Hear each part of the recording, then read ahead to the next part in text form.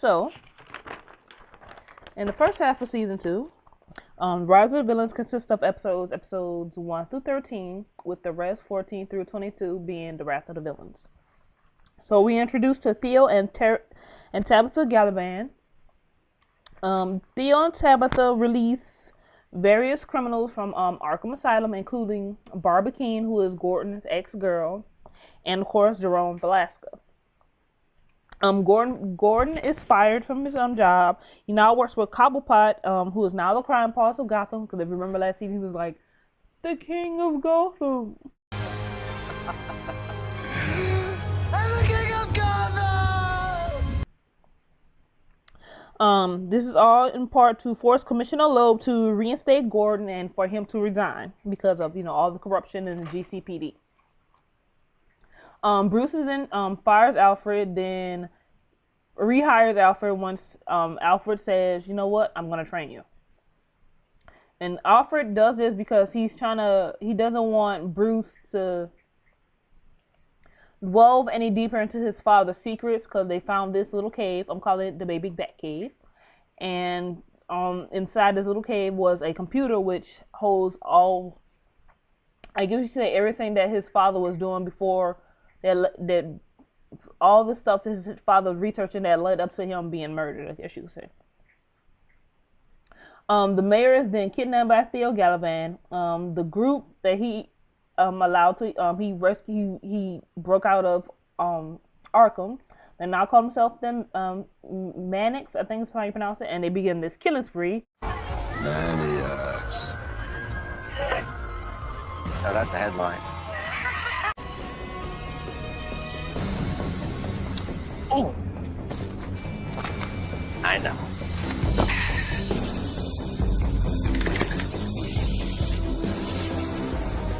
Aaron, would you kindly?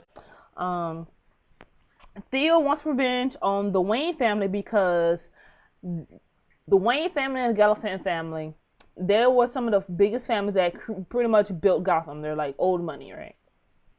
So what happened was a girl named Celestine, which I find interesting because it's my middle name. Celestine Wayne was getting freaky with one of the Gallivans, and she got caught. So she screams rape, and so the Wayne's like, "Oh, you tried to rape her?" Because back then, because a woman was supposed to be a virgin and stuff that shit was taken like real seriously, So Theo basically wants revenge because that pretty much ruined his their goals and ruined his family name. I think they lost money and stuff like that. But I'm like, damn, Bruce. I was looking at Wayne's family like, really? Is she gonna scream rape? Really? That's what we do now. We scream rape because you wanted to get freaky. So you're gonna scream rape when you So that's pretty much his situation. During a campaign of Theo wanting to be the new mayor of the city, he ends up killing Jerome. So in turn, he looks like the hero, and thus, when Jerome dies, we see across Gotham City that various citizens are starting to have this mental breakdown and bust out laughing. Sort of like, I guess you say, the Joker is inspiring various people. I mean, not the Joker. Jerome was inspiring various people. Nathaniel is the new captain of the GCPD. He comes in, he's like, I'm going to clean up the GCP of all corruption and stuff like that, right? So, him, along with Gordon, who's now, a police officer again, they decided to create this elite police force to help clean up Gotham, right? Theo then kidnaps Oswald's mother, to pretty much to blackmail him, and he eventually kills her, which thus vows Oswald Cobblepot into wanting revenge. Silver is Theo's niece. Her name is Silver St. Cloud. So he pretty much is using her to, I guess you say, keep a tab on Bruce and wrap him around her little, like she said, her little pinky. And I'm like, damn, that's Bruce Wayne's only weakness. Women. You come around here again? Well, that would be bad. For you. Who the hell are you? Like, I really wanted her and Silver to fight. Like, I really wanted Selena and Silver to have, like, a little cat fight. Oh, that would have been so awesome.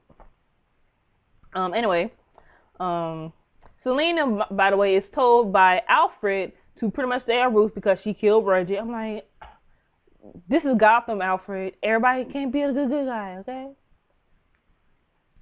So, meanwhile, we also do have the Order of St. Dumas come in to Gotham City because they're getting closer and closer to their goal because they have to kill the son of Gotham, which is Bruce Wayne. Meanwhile, with Edward Nygma and Miss Kringle, during a raid by the Manics, they came in, GCPD, pew, pew, pew, pew. Edward ends up saving Miss Kringle from a bullet. I'm like, the bitch should have took it. Anyway, so end up she all, oh, he saved my life. And so he invites her over to his house, and they have sex. However, it goes wrong because she's all worried about Duggery. I'm like, the dude abused you. He beat the crap out of you. Why are you still worried about him? Ugh. Anyway, Nygma tells her, oh, I killed him. She's like, oh my God, I knew you was crazy. I'm like, really? Oh, you don't deserve Nygma. So in trying to get her to be quiet, he ends up actually choking her, which causes him to finally snap that last nerve, I guess you could say. And so his two personalities, the Nygma and I guess you say the Riddler, they kind of finally merge into one. So now he's like fully complete. He's the person that we need him to be. He hasn't called himself the Riddler yet, but we know he's supposed to be. Two minds become one. So Penguin on the run from Theo Gallivant because now looks like King of Gotham. Trying to kill the new mayor.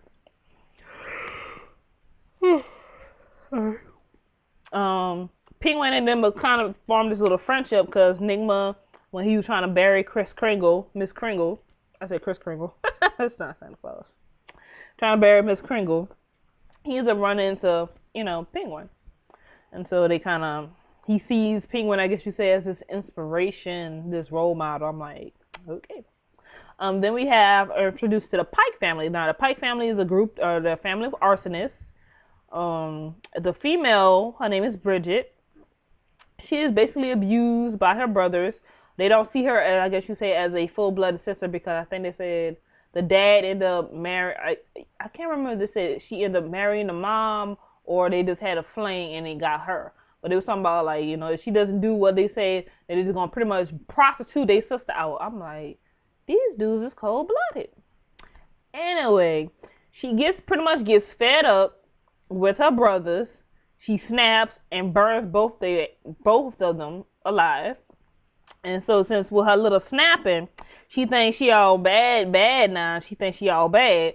So she goes up and confronts the GCPD, not being aware that her tank of gas is leaking. And when they shoot at her, they don't shoot at her.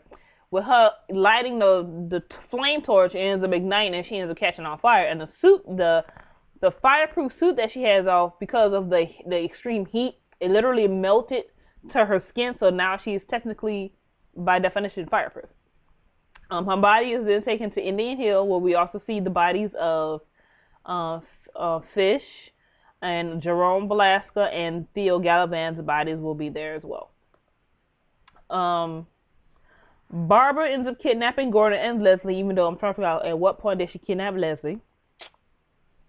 Barbara ends up getting injuries when Gordon tries to save her from, falling out the damn window. And then we also introduced to Mr. Freeze. What? Mr. Freeze? What? Mr. Freeze? What? But his name is actually Fries, Victor Fries.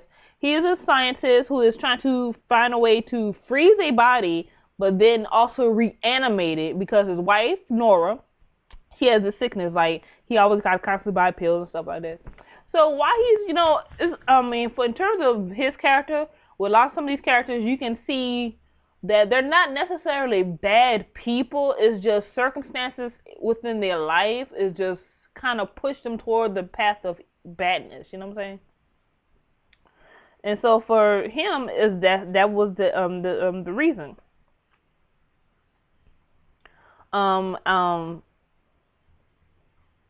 After when Victor Freeze ends up learning that he's about to be arrested because he ends up freezing the pharmacy doctor, because the doctor, I mean, technically the dude was being a douche. The man was like, his wife, I think she was coughing up blood, and you know, obviously she had random medicine. So he's like rushing out like, I need a medicine. He's like, no, you need a prescription. I'm like, just being a douchebag. His like wife is freaking bleeding, coughing her lungs out. He's being a douchebag. So he comes back to get the medicine, all in his little, I guess you say his Mr. Freeze suit with his freezer gun, and freeze the dude. And everybody's like, oh my God, did he just freeze that dude? Like, what? Shoot, I was so damn trying to give me all the medicine I needed. If your kid got asthma or whatever, go ahead and do some medicine. Shoot. The dude was being a douchebag. He deserved it. I did not feel sorry for that pharmacy dude, not once. Anyway, so that's why he's getting arrested, you know. So he attempts to turn himself in, but he doesn't discover which serum of his works, because it actually did work. He ends up freezing his wife, and then the serum he put in her, I forgot which number it was, but I'm gonna have the clip. He ends up unfreezing her, and the wife, she ends up killing herself because she don't like the methods in which her husband is doing his experimentation, because he's actually testing on people in terms of freezing and refreezing. Because a lot of them, he freezes them, and then when he unfreezes them, their bodies literally, like, you ever seen ice melt?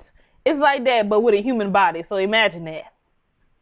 So she ends up putting in one of those serums, and so I felt bad for him. Like, all he was doing was trying to help you. Yeah, his methods might have been unconventional, but I mean, he's doing what most companies do any damn way. But just the only difference is he went straight to the human trials. What's the difference? He went straight to the human trials. He's like, screw animals, let's go straight to the human trials. Well, what's so wrong with that? I'm just saying.